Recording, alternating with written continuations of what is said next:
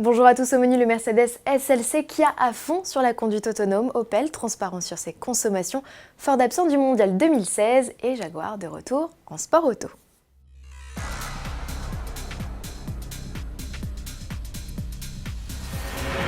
Chez Mercedes, les nouveautés s'enchaînent à un rythme effréné en cette fin d'année. La star du jour, c'est le SLK, ou plutôt SLC. Son nom change, même s'il ne s'agit pas d'un nouveau coupé cabriolet.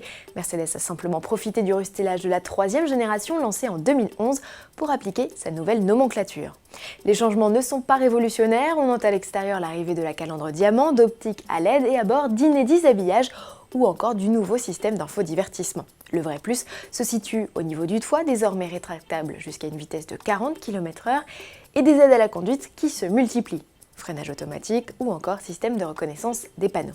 Sous le capot, l'offre s'enrichit d'un petit 4 cylindres essence de 156 chevaux, le SLC 180, et à l'extrême opposé d'un SLC 43 AMG.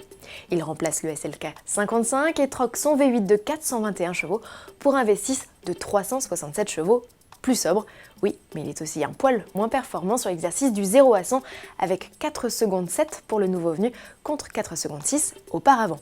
Une nouveauté à découvrir très certainement au Salon de Détroit en janvier prochain.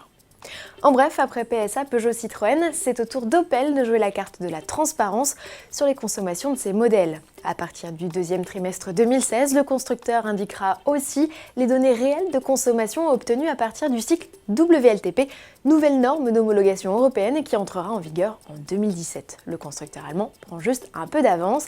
Par ailleurs, Opel souhaite améliorer le système de traitement des NOx de ses diesels et pour cela rappellera au garage dès l'été 2016 43 000 véhicules en Europe. Développer son système de conduite autonome, c'est le nouveau dada des constructeurs. Kia se lance aujourd'hui dans la bataille avec un Soul électrique. La firme vient d'obtenir le feu vert des autorités américaines pour circuler librement dans l'état du Nevada. De quoi permettre à Kia de concrétiser ses objectifs et notamment celui de lancer en 2020 son dispositif semi-autonome et en 2030 son véhicule 100% intelligent. Pour cela, le constructeur a investi près de 2 milliards d'euros. Ford a annoncé qu'il ne serait pas au Mondial de l'Automobile de Paris 2016. Pour faire découvrir ses produits et innovations, il préfère désormais multiplier les opérations de communication de petite envergure, comme notamment le Salon de Genève en mars où il a confirmé sa présence. Ford nous a également confié vouloir se concentrer sur l'un des événements phares de cette année 2016, les 24 heures du Mans. Le constructeur fera en effet son grand retour en endurance dans une épreuve qu'il a remportée à 3 reprises. La nouvelle Ford GT concourra dans la catégorie GTE Pro avec à son volant, peut-être, Sébastien Bourdet. Sport automobile pour lequel les constructeurs ont un regain d'intérêt puisque Jaguar vient également d'annoncer son retour à la compétition. La firme britannique participera à la 3e saison du championnat de Formule I. Rendez-vous est donné à l'automne 2016. D'ici là, le constructeur va peaufiner sa monoplace électrique aux côtés de Williams avec qui il avait mis au point il y a quelques années la CX-75 hybride rechargeable, concept utilisé notamment dans le dernier opus de James Bond, Spectre. À demain.